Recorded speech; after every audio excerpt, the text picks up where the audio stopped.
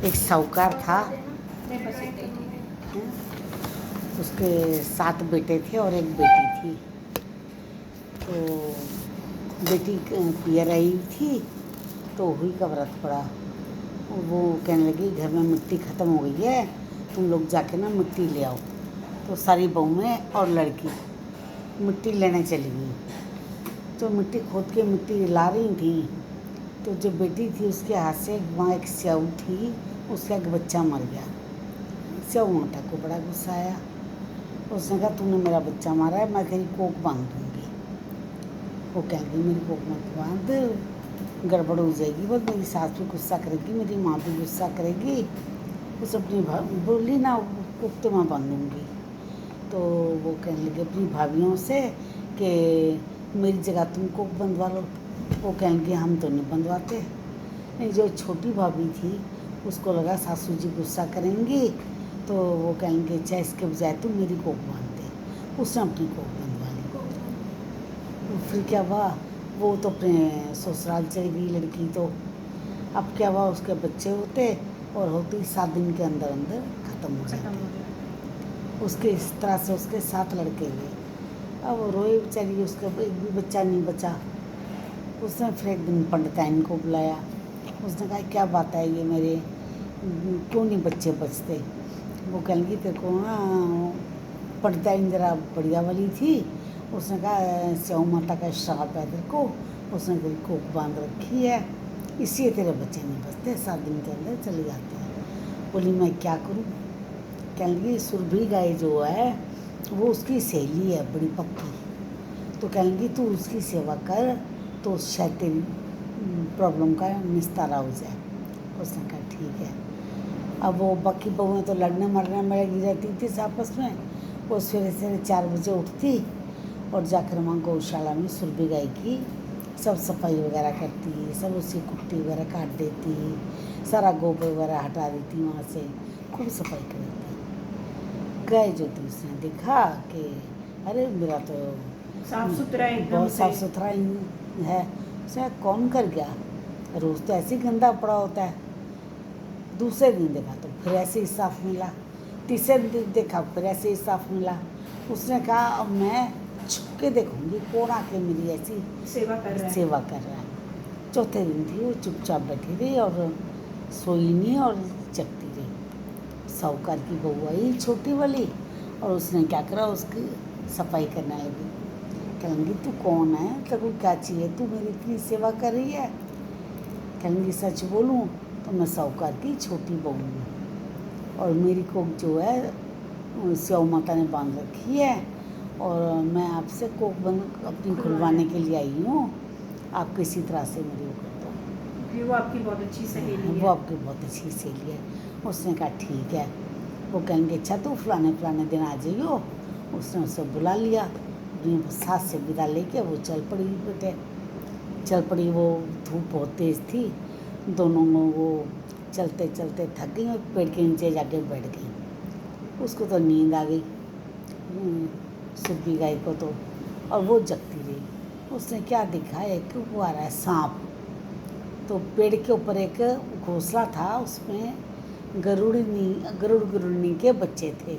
गरुड़ बहुत बड़ा पक्षी होता है। तो उसके सांप जो था उन्हें खाने के लिए आगे बढ़ा, सांप खाने के लिए आगे बढ़ा तो उसने क्या करा, पत्थर मार मार के सांप को मार दिया, पेड़ पे चढ़ के सांप को मार दिया और बच्चों को बचा लिया उसने।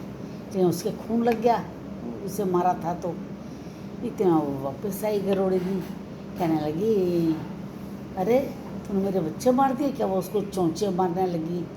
कह लगी मुझे क्यों मारी है, मैंने तो तेरे बच्चों को बचाया है, तू जाके तो देख घोंसले में। उसने घोंसले में जाके देखा सारे बच्चे जीवित थे उसके। उसने कहा अरे मेरे से तो पाप हो जाता अगर मैं तेरे को मारती तो। हाँ तूने तो मेरे बच्चों की रक्षा करी है, तू बता तेरे को क्या चाहिए। कह लगी 7 समुंदर पार स्याऊ माता रहती है, मैं और मेरी सुरभि गाय हैं, हमको किसी तरह वहाँ पहुँचा दे। उसके बड़े बड़े पंख होते हैं गरुड़ के, उनका अच्छा मेरे पंखों पे बैठ जाओ। वो दोनों उसके पंखों पे बैठ गई और वो 7 समुंदर पार वहाँ ले गई।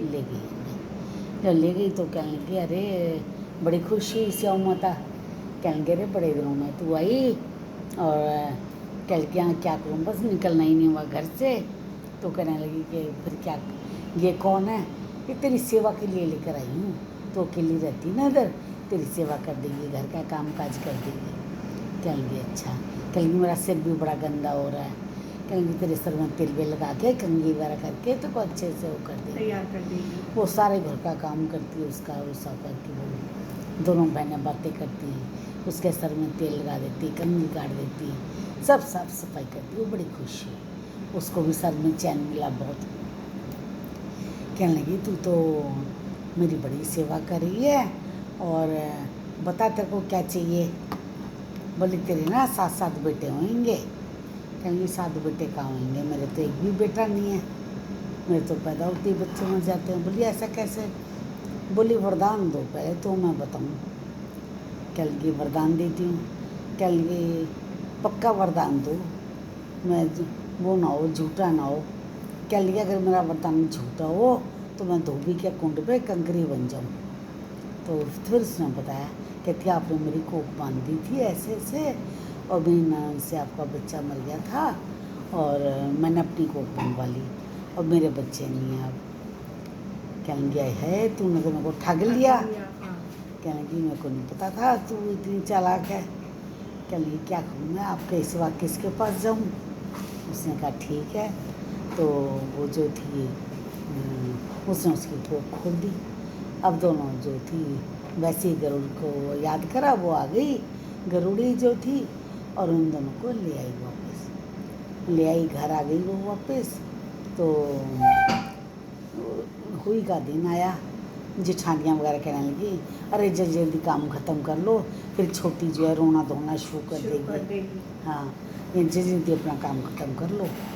अब क्या हुआ, उन्होंने काम वाम ख़त्म कर लिया, खाने पीने में लग गई, और उसके रोने की आवाज़ नहीं आई।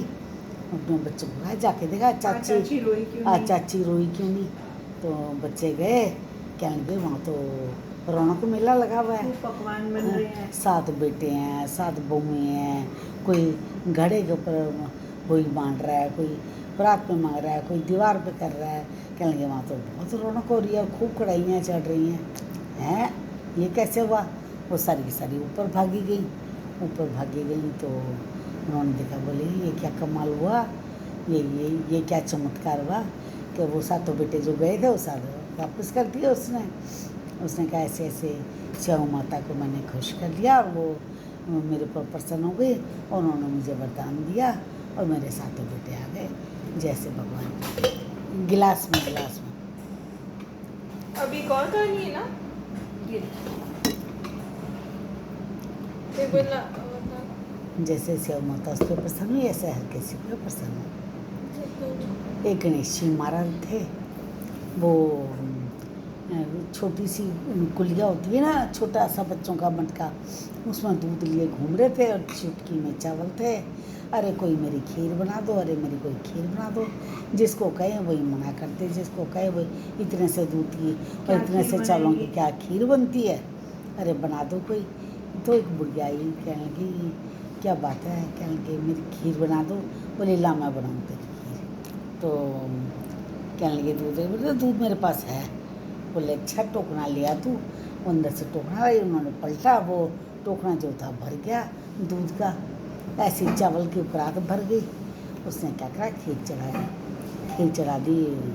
वो बोले मैं ज़रा निमट के आता हूँ जब तक तेरी खीर बनेगी। वो चले गए तो पीछे से क्या हुआ कि खीर बन के तैयार हो गई। उसने कहा वो तो आए ही नहीं, वो बालक तो आया नहीं, और मेरी खीर बाहर निकल गई। हाँ, और मेरी बारी गली। कल के एक पड़का मार के देख लेती हूँ। तो उसने क्या करा, एक पड़का मार लिया तो गणेश जी महाराज आ गए। बोले गणेश बोले महाराज कहाँ चले गए थे? मैं तो खीर तैयार हो गई, आप भोग तो लगाओ। बोले भोग तो मैंने उसी टाइम लगा लिया जब पड़का मारा था। हाँ, तो कहेंगे उसी टाइम जो थे मैंने भोग लगा लिया था। बोले अब इतनी खीर का मैं क्या करूं? बोले मेरे तो ऐसा घर परिवार भी नहीं है। बोले आँख मीच, उसने आँख बंद करी तो उसके बेटे बहू सब हो गए। बोले अब इन सारों को कहाँ बिठाऊं मैं? मारी झोंपड़े में लात, तो वहाँ पे महल बन गया। महल बन गया, वो सारे उसमें रहने लगे। कल के महाराज ये खीर तो अभी भी बहुत है, क्या करूँगी। बोले भर भर के बांट गाँव वालों में, वो बेले भर भर के सबके बांटने लगी। कल गया है, कल तक तो भूखी मरा करती थी, आज बेले भर भर के ये बांट रही है। बोले कहाँ से? बोले एक बालक आया था और ऐसे ऐसे कह रहा। बोले वो तुम्हारे भी आया था। दूसरी बोली हमारे भी आया था। तीसरी बोली हमारे भी आया था। उन्होंने ना करी तो उनके ना हो गई, और उसने हाँ करी तो उसके हाँ 9 ने दोबारा से तो गए। 7:30 दूँ ना? तुम लोग सारे रात हो गया रिकॉर्डिंग खत्म हो